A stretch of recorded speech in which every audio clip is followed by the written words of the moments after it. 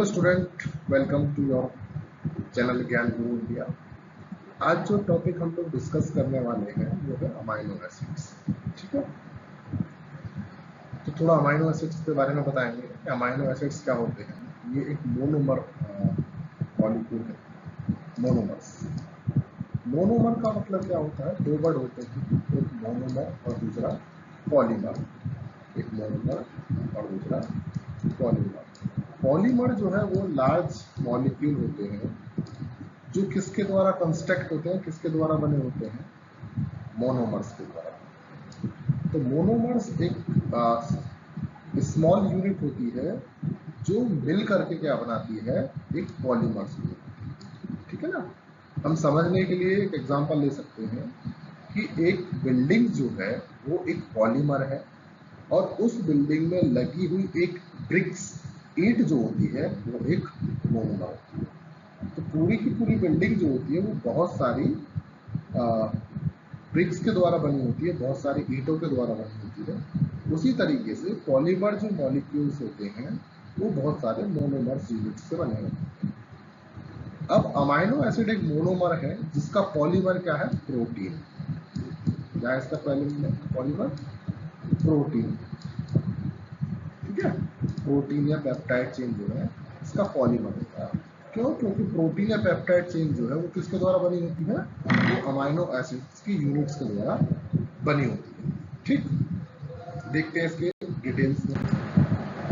तो सबसे पहले डेफिनेशंस वगैरह, कुछ इंट्रोडक्शन अबाउट अमाइनो एसिड्स पढ़ते हैं। तो amino acid are the organic compound that combine to form protein, hence they are referred to as the building components of the proteins. Amino acid क्या होते हैं? ऑर्गेनिक कंपाउंड होते हैं जिसके combination से क्या बनता है?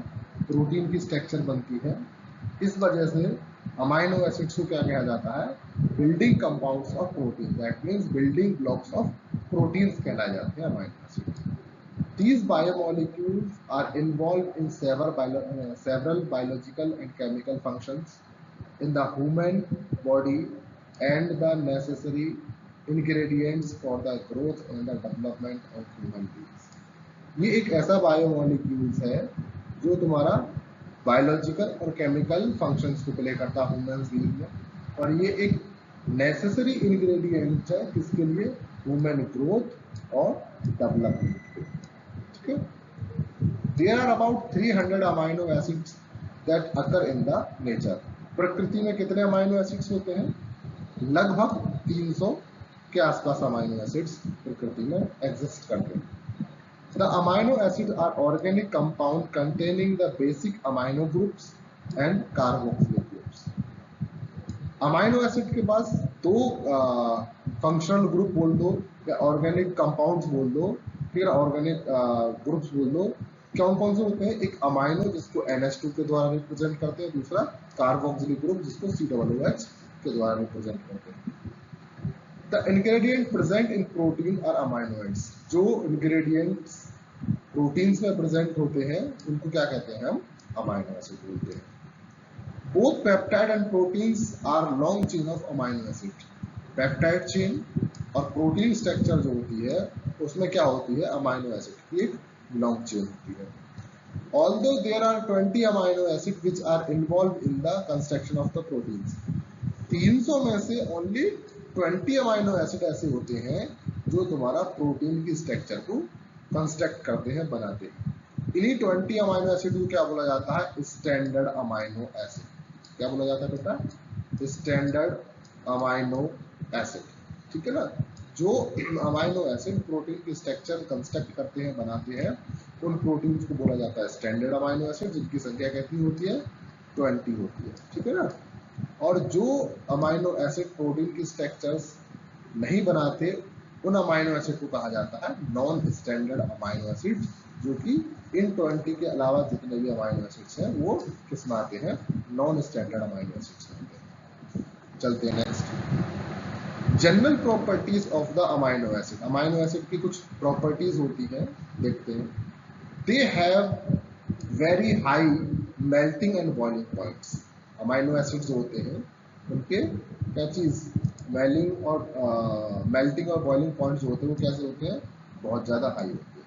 मेल्टिंग पॉइंट वो पॉइंट होता है जिस पर कोई सॉलिड किसमें, लिक्विड में कन्वर्ट होता है, उस पर्टिकुलर टेम्परेचर को बोला जाता है मेल्टिंग पॉइंट। और बॉइलिंग पॉइंट का मतलब होता है जिस पर जिस तापमान पर कोई भी लिक्विड जो है वो गैस स्टेट में कन्वर्ट होता है, गैस अवस्था में कन्वर्ट होता है, उस पर्टिकुलर तापमान को बोला जाता है बॉइलिंग पॉइंट। जिससे बर्फ का मेल्टिंग, आइस का जो है बर्फ का जो मेल्टिंग पॉइंट होता है वो 0 डिग्री सेल्सियस होता है, और पानी का जो बॉइलिंग पॉइंट होता है वो 100 डिग्री सेल्सियस होता है। आगे देखेंगे amino acid are white crystalline solid substance. Amino acids की अगर बात करें हम, अगर उसको हम लेबोरेटरी में चेक करेंगे तो वो वाइट क्रिस्टलाइन फॉर्म्स में होते हैं, ठीक है ना, क्रिस्टल की फॉर्म में प्रेजेंट होते हैं।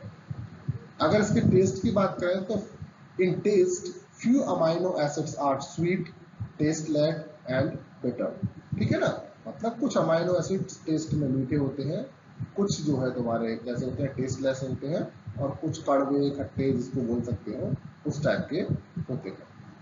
Most of the amino acids are soluble in water and are insoluble in organic solvent. मतलब अमाइनो एसिड में से बहुत सारे अमाइनो एसिड जो होते हैं वो इसमें वाटर में डिसॉल्व हो जाते हैं और ऑर्गेनिक सॉल्वेंट्स में डिसॉल्व नहीं होते। तो ये कुछ प्रॉपर्टीज हैं जो अमाइनो एसिड्स में प्रेजेंट होती हैं। बात करते हैं essential and non essential amino acids.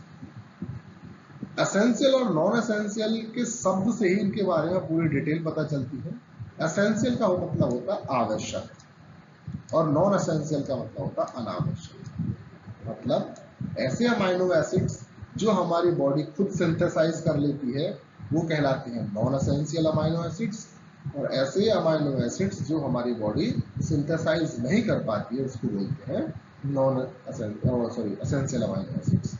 So out of 20 amino acids, our body can easily synthesize a few on its own, which are called non-essential amino acids.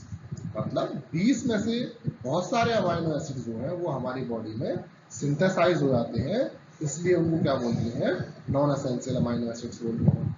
इसके example क्या है, इसके एग्जाम्पल है alanine, asparagine, arginine, aspartic acid, glutamic acid, cysteine, glutamine, proline, glycine, serine, tyrosine. These are the amino acids which can be synthesized in our body.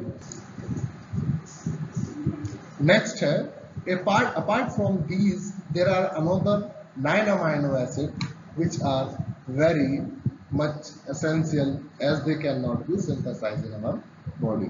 ऐसे amino acids जो हमारी body में synthesise नहीं होते हैं उन अमाइनो एसिड को बोला जाता है एसेंशियल अमाइनो एसिड्स। इसका एग्जांपल है isoleucine, histidine, lysine, leucine, phenylalanine, tryptophan, methionine, threonine and valine. So this is the division of amino acids on the basis of essential or non-essential. चलते हैं next. Amino acid के अगर हम structure की बात करते हैं तो अमाइनो एसिड्स में दो ग्रुप होते हैं, एक कार्बोक्सिलिक ग्रुप बोला जाता है जिसको हम COOH से रिप्रेजेंट करते हैं, दूसरा होता है एक अमाइनो ग्रुप जिसको हम NH2 से रिप्रेजेंट करते हैं, NH2 से रिप्रेजेंट करते हैं। ये दोनों ग्रुप जो है कार्बन से सेंटर में प्रेजेंट कार्बन से अटैच होते हैं, और उसी कार्बन से जो है एक हाइड्रोजन एटम जुड़ा रहता है, ठीक है, और जो कार्बन की फोर्थ वैलेंसी जो होती है वो एक R ग्रुप द्वारा रिप्रेजेंट की जाती है, जिससे अमाइनो एसिड जो है इस R ग्रुप्स के बेस पर वेरी करते हैं। मतलब जितने भी अमाइनो एसिड होते हैं 20 अमाइनो एसिड्स, वो 20 अमाइनो एसिड्स में से 19 अमाइनो एसिड्स की जो स्ट्रक्चर होती है ये वाली स्ट्रक्चर सेम होती है, ठीक है ना, 19 की, कितने की यहाँ पर बोलना है 19 की, ठीक है ना, और जो उनमें डिफरेंस जो होता है वो इस R ग्रुप के बेस पर होता है, ठीक है ना, इस R ग्रुप को बेस पर ये अमाइनो एसिड वेरी करते हैं। अब 20 अमाइनो एसिड जो है, जो 20 जिसका हम नाम बता रहे हैं प्रोलीन, बेटा इसका नाम याद रखना, ये बहुत इंपॉर्टेंट अमाइनो एसिड होने वाला है स्ट्रक्चर के बेस पर। प्रोलीन। तो प्रोलीन प्रोलीन एक ऐसा अमाइनो एसिड है जो इस स्ट्रक्चर को फॉलो नहीं करता। क्यों नहीं करता? क्योंकि प्रोलीन में अमाइनो ग्रुप नहीं होता। उसके अंदर कौन सा ग्रुप होता है? उसके अंदर होता है इम्यूनो ग्रुप्स, ठीक है ना। उसके अंदर कौन सा ग्रुप होता है बेटा? इम्यूनो ग्रुप्स, ठीक है ना। बाकी सारे जितने भी अमाइनो एसिड है उनके अंदर अमाइनो ग्रुप होता है, लेकिन प्रोलीन के अंदर कैसा ग्रुप होता है? इम्यूनो ग्रुप होता है, जिसकी वजह से वो इस स्ट्रक्चर को फॉलो नहीं करता है, ठीक है। बाकी सारे जितने भी अमाइनो एसिड्स होते हैं उनके लिए ये जो स्ट्रक्चर है वो जनरल स्ट्रक्चर है, ठीक है ना, कॉमन स्ट्रक्चर है। नेक्स्ट है तुम्हारा 20 स्टैंडर्ड अमाइनो एसिड्स, ठीक है ना। ये इसमें क्या रखा है? 20 अमाइनो एसिड्स की स्ट्रक्चर ड्रॉ करके दिखा रखी है कि किस तरीके से उनकी स्ट्रक्चर होती है। जैसे मैंने बताया, एक कार्बोक्सिलिक ग्रुप ये रहा, अमाइनो ग्रुप ये रहा, हाइड्रोजन ये रहा, और जो चौथी का जो वैलेंसी थी जिसको हमने आर के द्वारा रिप्रेजेंट करा था उसमें एच, ठीक है ना, एच। अगर हम एच कर देते हैं उस आर ग्रुप की जगह तो क्या हो जाता है? हमारा अमाइनो एसिड का नाम हो जाएगा ग्लाइसिन, मतलब वो हमारा अमाइनो एसिड होगा ग्लाइसिन। दूसरा, अगर हम उस आर ग्रुप की जगह क्या कर देते हैं? अगर हम उस आर ग्रुप की जगह CH3 कर देते हैं तो अमाइनो एसिड्स क्या होगा? हमारा एलेनाइन। इसी तरीके से आप देखोगे ये जो पर्टिकुलर एक कलर जो दे रखा है, ये सारी साइड चेन्स जितनी भी है जिसके बिहाफ पर जो है अमाइनो एसिड वेरी करते हैं, वो सारे के सारे यहाँ पर दे रखे हैं साइड चेन के नाम पर। अभी हमने बताया था कि एक अमाइनो एसिड ऐसा होता है प्रोलीन, जिसके अंदर जो जनरल स्ट्रक्चर है वो इसको फॉलो नहीं करता। तो ये रहा वो अमाइनो एसिड प्रोलीन जो इस स्ट्रक्चर को वेरी नहीं मतलब फॉलो नहीं करता है।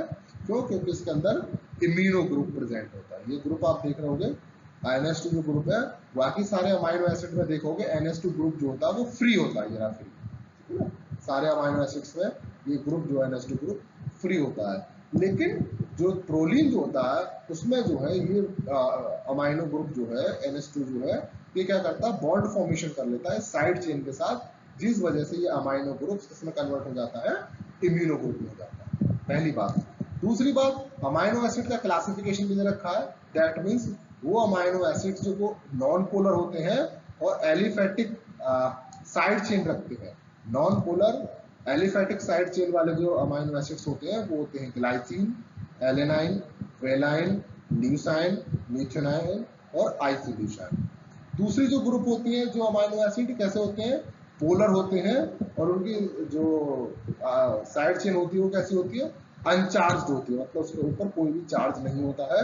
तो वो अमाइनो एसिड होते हैं serine, threonine, cysteine, proline, asparagine, glutamine. तीसरी जो कैटेगरी है जिसमें एरोमेटिक आर ग्रुप्स, मतलब जो साइड चेन होती है वो कैसी होगी? साइक्लिक होगी, एरोमेटिक होगी। वो सिर्फ 3 अमाइनो एसिड होते हैं, फेनिलएलेनिन, टायरोसिन और ट्रिप्टोफैन। एरोमेटिक आर ग्रुप वाले अमाइनो एसिड की ये खास बात होती है कि ये जो है हाई वेवलेंथ लाइट को एब्जॉर्ब भी कर लेते हैं। अगला जो ग्रुप आता है 4th नंबर का, वो आते हैं वो अमाइनो एसिड जिनकी जो साइड चेन होती है वो कैसी होती है? पॉजिटिवली चार्ज होती है। तो इसमें आते हैं लाइसिन, आर्जिनिन और हिस्टिडीन, ठीक है ना। 5th नंबर के ऐसे अमाइनो एसिड्स जिनकी साइड चेन पर कैसा होता है? नेगेटिव चार्ज होता है, वो होते हैं एस्पार्टेट और ग्लूटामिक, मतलब एस्पार्टिक एसिड और ग्लूटामिक एसिड। ये 2 अमाइनो एसिड ऐसे होते हैं जिनके अंदर जिनकी साइड चेन पर कैसा चार्ज होता है? नेगेटिव चार्ज होता है। चलते आगे। Source of amino acids. So amino acid play an important role in the performing several biological and chemical functions in different part of our body, includes buildings and repairing of tissue, the formation of function of enzymes, food digestion and transport of molecules, etc. मतलब जो amino acid जो है हमारे body में बहुत सारे function play करते हैं, जैसे वो रिपेयरिंग ऑफ टिश्यू है, formation and function of enzymes है, फूड डाइजेशन है एंड ट्रांसपोर्ट ऑफ मॉलिक्यूल्स है। Our body can synthesize only certain amino acids and rest of the amino acids which are called essential amino acids should be supplied through the proteins rich foods in our daily diets। जो हमारे बताया था amino acid को 2 part में divide कर देते हैं, essential और नॉन एसेंशियल। जो नॉन एसेंशियल अमाइनो एसिड है वो हमारी बॉडी में सिंथेसाइज होते हैं, और जो एसेंशियल अमाइनो एसिड्स हैं वो हम फूड के द्वारा लेते हैं, जिसमें प्रोटीन रिच फूड जो हम खाते हैं उसमें अमाइनो एसिड्स प्रेजेंट है। नेक्स्ट रखा, foods rich in amino acids include plant based products like broccoli, bean, bitter corns, pumpkin, cabbage, nuts, dry fruits, chia, seeds, oats, beets, carrots, cucumber. तो ये कुछ एग्जाम्पल्स हैं जिनके अंदर जो है क्या होते हैं, जो high rich amino acid fruits होते हैं, ठीक है ना, फूड होते हैं। अगर हम फ्रूट्स की बात करें, ऐसे फ्रूट्स जो अमाइनो एसिड्स की जिनमें भरपूर मात्रा होती है, वो एप्पल है, बनाना है, बीन्स है, फिश है, ग्रेप्स हैं, ठीक है ना। तो ये पाइनएप्पल वगैरह, ठीक है ना, ये सारे एग्जांपल हो जाएंगे किसके, ऐसे फ्रूट्स जिनके अंदर जो है अमाइनो एसिड सफिशिएंट मात्रा होता है। और हम एनिमल प्रोडक्ट्स की बात करते हैं तो एग है, चिकन है, मीट है, पॉक है, एक्सेट्रा, ठीक है ना, ये amino acid rich animal product है। नेक्स्ट बात करते हैं function of essential amino acids, ठीक है ना। अगर हम एक एक अमाइनो एसिड का फंक्शन देखें तो इसमें फेनिलीन क्या करता है, phenylene help in the maintaining a healthy nervous system in boosting memory power. Phenylalanine का क्या काम होता है, ये हमारे नर्वस सिस्टम को हेल्दी रखता है और जो हमारी मेमोरी पावर जो होती है उसको बूस्ट करके रखता है। नेक्स्ट रखा है क्या चीज, valine. Valine act as an important component in promoting muscles growth. तो मसल्स ग्रोथ के लिए जो इम्पोर्टेंट अमाइनो एसिड्स होता है वो होता है वेलाइन। नेक्स्ट दे रखा है थ्रियोनाइन। तो basically threonine help in the promoting the functions of the immune system. Threonine का काम क्या होता है, ये भी हमारे इम्यूनिटी सिस्टम को प्रमोट करता है एक तरीके से। नेक्स्ट दे रखा है ट्रिप्टोफैन। तो tryptophan is involve in the production of vitamin B3 and serotonin hormones. These serotonin hormones play a vital role in the maintaining our appetite, regulating sleep and boosting our moods. तो tryptophan जो hormone amino acid होता है वो क्या करता है, हमारे vitamin B3 का प्रोडक्शन करने में हेल्प करता है और सीरोटोनिन हार्मोन्स के प्रोडक्शन में पार्टिसिपेट करता है।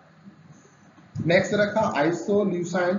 सो आइसोल्यूसाइन basically play a vital role in the formation of hemoglobin, stimulating the pancreas to synthesize insulin and transporting oxygen from the lungs to the various parts. तो आइसोल्यूशन क्या करता है, वो फॉर्मेशन ऑफ हीमोग्लोबिन, ठीक है ना, हीमोग्लोबिन को बनाने का काम करता है। और दूसरा stimulate the pancreas to synthesise the insulin, मतलब पैनक्रियास को इंसुलिन हार्मोन्स बनाने के लिए प्रोत्साहित करता है। वही इंसुलिन हार्मोन्स जो हमारे ब्लड में शुगर लेवल को कंट्रोल कर रखता है। नेक्स्ट रखा मीथियोनाइन is used to the treatment of kidney stone, maintaining healthy skin and also used in controlling invades of pathogenic bacterias. तो मीथियोनाइन का जो ट्रीटमेंट होता है, मीथियोनाइन का जो यूज होता है वो किसमें, किडनी स्टोन ट्रीटमेंट में होता है और हमारी जो स्किन है उसको हेल्दी रखने का काम करता है। नेक्स्ट पे रखा आइसोल्यूसाइन, Eleusine. So leucine is involved in the promoting protein synthesis and growth hormones. तो ल्यूसाइन का क्या काम होता है, जो प्रोटीन स्ट्रक्चर जो होती है, प्रोटीन सिंथेसिस जो होती है उसको प्रमोट करता है और जो ग्रोथ हार्मोन जो है उनमें पार्टिसिपेट करता है उनके फॉर्मेशन में। नेक्स्ट दे रखा है lysine is necessary for promoting the formation of antibiotics, hormones, enzymes and in the development of and fixation of calcium in the bones. तो ल्यूसाइन का काम क्या होता है, ये प्रमोट करता है फॉर्मेशन को, किसके फॉर्मेशन को, एंटीबॉडीज के फॉर्मेशन को, हार्मोन्स के फॉर्मेशन को, एंजाइम्स के फॉर्मेशन को and development and fixation of calcium, ठीक है ना, इन बोन्स, हड्डियों में कैल्शियम के डेवलपमेंट और फिक्सेशन को जो है इंश्योर करता है। नेक्स्ट है histidine. Histidine is involve in many enzymatic process and in the synthesising of both RBCs and WBCs। जो हिस्टीडीन जो होता है वो उस एंजाइमेटिक प्रोसेस में पार्टिसिपेट करता है और जो तुम्हारे WBC RBCs जो ब्लड सेल्स होते हैं उनके सिंथेसिस में इम्पोर्टेंट रोल प्ले करता है। अब चलते हैं नॉन एसेंशियल अमाइनो एसिड्स के फंक्शन की ओर। तो alanine function by removing toxin from our body and the production of glucose and other amino acids. तो एलेनाइन का क्या फंक्शन होता है, वो हमारी बॉडी से टॉक्सिन को रिमूव करता है और क्या चीज, प्रोडक्शन ऑफ ग्लूकोज, ठीक है ना, ग्लूकोज के प्रोडक्शन में और अदर अमाइनो एसिड के प्रोडक्शन में पार्टिसिपेट करता है। नेक्स्ट है cysteine, act as the antioxidant and provide resistance to our body. It is important for making collagen. It affect the texture and elasticity of the skin. जो cysteine amino acid होता है ये हमारी body में as a antioxidant की तरह काम करता है और हमारी बॉडी को क्या करता है, रेसिस्टेंस करता है डिजीज के प्रति। और क्या करता है, एक इम्पोर्टेंट रोल प्ले करता है टू मेकिंग कोलेजन, जो कोलेजन जो हमारी बॉडी में बनता है उसके सिंथेसिस में पार्टिसिपेट करता है। नेक्स्ट है glutamine, promote the healthy brain functions and necessary for the synthesis of nucleic acid like DNA RNA. Glutamine क्या करता है, हमारे हेल्दी ब्रेन फंक्शंस में पार्टिसिपेट करता है और सिंथेसिस ऑफ न्यूक्लिक एसिड, ठीक है ना, जो हमारे न्यूक्लिक एसिड होते हैं डीएनए आरएनए उसके सिंथेसिस में एक नेसेसरी फंक्शन प्ले करता है। नेक्स्ट है glycine, glycine is help in maintaining the proper cell growth and its function and it also play a vital role in the healthy woods. It act as the neurotransmitter, ठीक है ना, glycine जो है वो neurotransmitter की तरह काम करता है और जो हमारी सेल ग्रोथ और उसके फंक्शंस जो है उनको मेंटेन करने में पार्टिसिपेट करता है। नेक्स्ट है glutamic acid, act as a neurotransmitter and it mainly involved in the development and function of the human brain।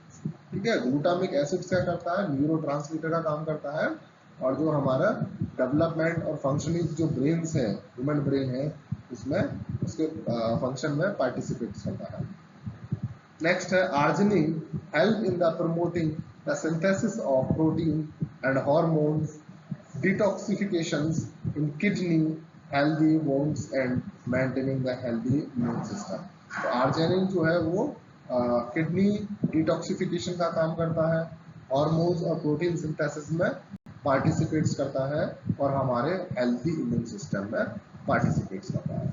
तो ये हो गए फंक्शंस किसके, एसेंशियल और नॉन एसेंशियल अमाइनो एसिड्स के फंक्शन जो हमारी बॉडी में वो परफॉर्म करते हैं। नेक्स्ट दे रखा tyrosine, play a vital role in the production of thyroid hormones, ठीक है, T3 एंड T4 जो थायराइड हार्मोन्स का जो प्रोडक्शन होता है उसमें पार्टिसिपेट करते हैं। नेक्स्ट है serine, help in promoting muscles growth and the synthesis of immune system proteins. Serine जो होते हैं वो क्या करते हैं, हमारे मसल्स ग्रोथ में और इम्यून सिस्टम प्रोटीन्स के सिंथेसिस में पार्टिसिपेट करते हैं। इसके अलावा दे रखा है the asparagine is mainly involved the transportation of nitrogen into our body cells, formation of purine and pyrimidines for the synthesis of DNA, the development of the nervous system and improving our body stamina। तो asparagine जो है वो क्या करते हैं, वो purine और pyrimidines जो नाइट्रोजनस बेस होते हैं डीएनए में और आरएनए में उसके सिंथेसिस करते हैं। दैट मीन्स हाँ ठीक है, मतलब नाइट्रोजन को ट्रांसपोर्ट करते हैं। और दूसरा जो है हमारे इम्यूनिटी सिस्टम के डेवलपमेंट में इन्वॉल्व होते हैं, ठीक है ना। अगला नेक्स्ट दे रखा है aspartic acid play a major role in the metabolic of the promoting the synthesis of the other amino acids। तो एस्पार्टिक एसिड जो है वो अब अदर अमाइनो एसिड्स के सिंथेसिस में और फिर मेटाबॉलिज्म में पार्टिसिपेट करता है। लास्ट है proline, is mainly involve in the repairing of tissue in the formation of collagen, preventing the thickness और hardening of the cell wall of our body, ठीक है ना। तो ये क्या करता है, न्यू स्किन्स के रीअरेंजमेंट्स में, ठीक है ना, टिश्यू के रिपेयरमेंट में और कोलेजन के फॉर्मेशन में जो है क्या चीज, प्रोलीन एक्टिव पार्टिसिपेशन करता है। नेक्स्ट चलते हैं titration behaviour of amino acids. Amino acids का जो टाइट्रेशन बिहेवियर होता है, जैसे कि ये क्या करते हैं, एसिड बेस प्रॉपर्टीज करते हैं। अमाइनो एसिड का जो कार्बोक्सिलिक ग्रुप होता है COOH, वो H पॉजिटिव आयन या प्रोटॉन जो है डोनेट कर देता है, जिसकी वजह से वो क्या करता है, ऐसे एसिडिक नेचर शो करता है। दूसरा, जो कार्बोक्सिलिक जो अमाइनो ग्रुप है वो प्रोटॉन एक्सेप्ट करने के बाद क्या करता है, वो प्रोटॉन एक्सेप्ट करके एल्केलाइन या एक बेस की तरह फंक्शन प्ले करता है, ठीक है ना। तो अमाइनो एसिड जो है अपने आप में एसिड और बेस प्रॉपर्टीज शो करता है due to their functional group. At different pH value amino acid can exist in different form depending on the protonation state of these group. Next रखा isoelectric point. Isoelectric point of an amino acid in the pH at which the molecule carry no charge, no electrical charge. Isoelectric point वो होता है जिसमें किसी amino acid के cation और anions एक दूसरे को न्यूट्रलाइज कर देते हैं और अमाइनो एसिड पर कोई भी नेट चार्ज नहीं होता है। It is determined by the balance of charge on the acidic and the basic groups. At the pi isoelectric point, the amino acid exists predominantly in its deuterionic form, that means in neutral charge. ठीक है ना, इसको क्या बोलते हैं उस condition की जिस पर जिस आइसोइलेक्ट्रिक पॉइंट्स पर जिस pH पर अमाइनो एसिड के ऊपर कोई भी चार्ज नहीं होता है, वो क्या होता है, न्यूट्रल होता है ओवरऑल। उस पॉइंट को क्या बोला जाता है, ज़्यूटरआयनिक बोला जाता है। ठीक, नेक्स्ट है titration curve. A titration curve of amino acid plot the pH of the solution versus the degree of ionization charge of the amino acids। ठीक है ना। टाइट्रेशन कर्व क्या होता है, टाइट्रेशन कर्व एक ग्राफ होता है जो कि pH और उसके इक्विवेलेंट ऑफ बेस, ठीक है ना, जो सॉल्यूशन में बेस जो है, क्षारीय जो है, उसके आधार पर ड्रॉप किया जाता है, जिसमें 3 वैल्यू होती हैं। एक pH, वो pH जिस पर क्या pK 1 होता है, एक वो pH जिस पर pH जो है क्या होता है, हाई होता है, और दूसरा जिसमें क्या होता है, आइसोइलेक्ट्रिक पॉइंट होता है, जिसमें अमाइनो एसिड जो है वो neutral as a neutral participate करता है या न्यूट्रल पोजीशन में प्रेजेंट होता है। नेक्स्ट तरह का at the low pH below the pK of the carboxylic group, the amino acid exists predominantly in it protonated from the NH3 positive। ठीक है ना, जो NH3 पॉजिटिव जो है वो क्या होता है, NH2 ग्रुप जो अमाइनो ग्रुप वो कैसा होता है, प्रोटोनेटेड होता है, जिसकी वजह से वो NH3 पॉजिटिव बना देता है। एट हाई pH पर क्या होता है, जो तुम्हारा the amino acids exist predominantly in its dependent forms। ठीक है, जो NH2 जो ग्रुप है वो हाइड्रोजन को रिमूव कर देता है और कार्बोक्सिलिक ग्रुप को उसको एक्सेप्ट कर देता है। At the pi, the amino acid exists as a zwitterion where the carboxylic group is deprotonated, that means carboxylic group जो है वो H पॉजिटिव आयन या एक प्रोटॉन क्या कर देता है, रिलीज कर देता है, and the amino group is protonated। ठीक है ना, जो आइसोइलेक्ट्रिक पॉइंट जो होता है उसमें क्या होता है कि COOH जो है कार्बोक्सिलिक ग्रुप जो है वो अपना क्या करता है, हाइड्रोजन जो है वो रिलीज कर देता है, और उस हाइड्रोजन को क्या है, जो NH2 ग्रुप जो है अमाइनो ग्रुप जो है वो NH3 में कन्वर्ट हो जाता है और इसका पॉजिटिव चार्ज लग जाता है। कार्बोक्सिलिक ग्रुप पर नेगेटिव चार्ज लग जाता है क्योंकि प्रोटॉन रिलीज कर देता है और उस प्रोटॉन को अमाइनो ग्रुप जो है वो एक्सेप्ट कर लेता है, उस पर पॉजिटिव चार्ज आ जाता है। नेक्स्ट रखा है zwitterion nature of amino acids, जो अभी हमने इतना डिटेल में बात की थी, तो इसकी डेफिनेशन देखते हैं। Zwitterion is a molecules with both positively and negatively charged group but with the overall neutral charge. मतलब एक ऐसा कोई मॉलिक्यूल्स जिसके ऊपर क्या पॉजिटिव चार्ज भी हो और नेगेटिव चार्ज भी हो, बट ओवरऑल चार्ज जो है उस मॉलिक्यूल्स का कैसा हो, न्यूट्रल होना चाहिए। ऐसे मॉलिक्यूल्स को क्या बोलेंगे, ज़्यूटर आयन नेचर बोलेंगे। The amino acid is zwitterionic form have an amino group with the positive charge and the carboxylic group with a negative charge. Amino acid जो है वो ज्यूटर आयन नेचर में होते हैं क्योंकि उनके अंदर जो कार्बोक्सिलिक ग्रुप है वो नेगेटिव चार्ज कंटेन करता है और जो अमाइनो ग्रुप है उसके अंदर पॉजिटिव चार्ज प्रेजेंट होता है, बट द ओवरऑल चार्ज जो अमाइनो एसिड होता है वो न्यूट्रल होता है। फॉर्मेशन की बात करें in aqueous solution at the physiological pH, amino acid tend to exist as zwitter ion, ठीक है ना। जो फिजियोलॉजिकल पीएच होता है उसके एक्वस सॉल्यूशन में अमाइनो एसिड जो है वो ज्यूटर आयन फॉर्मेशन करते हैं। This is due to their ionization of carboxylic group and the protonated of the amino groups balancing each other।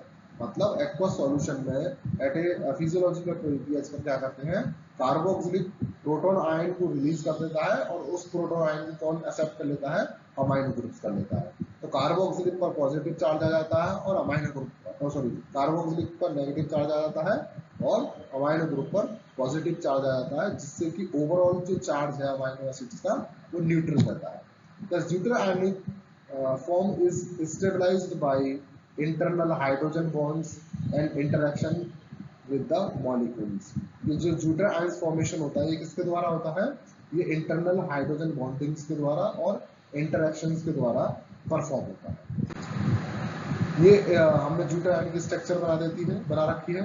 At low pH क्या होता है, जो लो पीएच में क्या होता है, जो तुम्हारा NH3 पॉजिटिव चार्ज रहता है और CO2 जो है वो न्यूट्रल रहता है, उस पर कोई भी नेगेटिव चार्ज नहीं आता। अब इसमें क्या होता है कि अगर कार्बोक्सिलिक जो है ये NH कार्बोक्सिलिक जो है अगर आपने एक हाइड्रोजन को जो है प्रोटॉन को रिड्यूस कर देता है तो उसको कौन एक्सेप्ट कर लेता है, अमाइनो ग्रुप एक्सेप्ट कर लेता है, जिससे अमाइनो ग्रुप पर पॉजिटिव चार्ज और कार्बोक्सिलिक पर नेगेटिव चार्ज आता है और ओवरऑल जो है ये पॉजिटिव चार्ज इस नेगेटिव चार्ज से न्यूट्रलाइज हो जाता है, जिससे अमाइनो एसिड्स क्या होते हैं, ओवरऑल चार्ज अमाइनो एसिड का कैसा होता है, न्यूट्रल होता है, जिसको बोला जाता है ज्यूटर आयन। लेकिन अगर हम हाई पीएच की बात करते हैं तो हाई पीएच पर जो है जो कार्बोक्सिलिक ग्रुप है वो डीप्रोटोनेटेड होता है, जिसकी वजह से overall charge of amino acid कैसा होता है, नेगेटिव चार्ज। हाई पीएच पर नेगेटिव चार्ज होते हैं, लो पीएच पर पॉजिटिव चार्ज होते हैं और फिजियोलॉजिकल पीएच पर ठीक है कैसे होते हैं, ये नॉर्मल होते हैं, न्यूट्रल होते हैं, जिसको ज्यूटर आयंस बोला जाता है।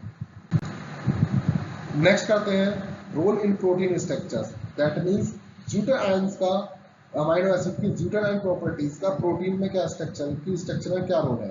तो the zwitter ion nature of amino acid play a crucial role in the structure and stability of proteins. जो प्रोटीन की स्ट्रक्चर होती है उसमें और जो प्रोटीन की स्टेबिलिटी होती है उसमें अमाइनो एसिड की ज्यूटर आयन नेचर का एक बहुत बड़ा रोल होता है। It contributes to the formation of peptide bonds between amino acid, linking them into the polypeptide chains। Zwitterion जो प्रॉपर्टीज है उसकी वजह से क्या है, पेप्टाइड बॉन्ड फॉर्मेशन में इजीली होता है, जिससे कि वो क्या बनाते हैं, linking them into the polypeptide chain. Next है zwitterion also interact with the solvent molecules and other amino acids in proteins through hydrogen bondings and the electrostatic interaction influencing protein folding and functions। तो zwitter ions की वजह से क्या है, protein hydrogen bonds form होते हैं protein structure में, जिससे क्या होता है कि प्रोटीन फोल्डिंग्स होती है और जिससे प्रोटीन का फंक्शन जो है वो डिसाइड होता है। तो ये जो है So this is the overall information about the amino acids, जिसमें हमने अमाइनो एसिड की डेफिनेशन, प्रॉपर्टीज और उसके essential non essential types, detail structures, general structure, detail structures और उसके फंक्शंस और टाइट्रेशन कर्व और इन सभी के बारे में हमने इस वीडियो में देखा। इसी प्रकार की और अधिक वीडियो देखने के लिए biochemistry, plant biotechnology, recombinant DNA technology, genetics और माइक्रोबायोलॉजी की और अधिक वीडियोस देखने के लिए हमारे चैनल को लाइक शेयर और सब्सक्राइब करें। Thank you, have a nice day.